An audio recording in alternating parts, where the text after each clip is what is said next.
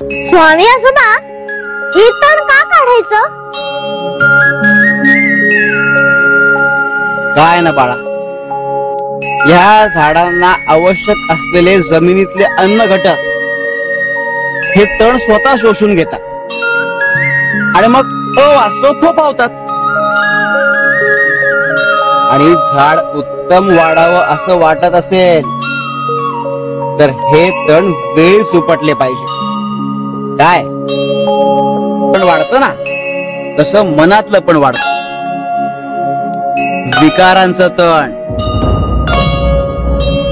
क्रोध, मत्सर, माया, लोभ यांचं तण आणि मनातलं तण लवकर काढायला हवं, नाहीतर उगाच दुसऱ्यांना दूषण देतो.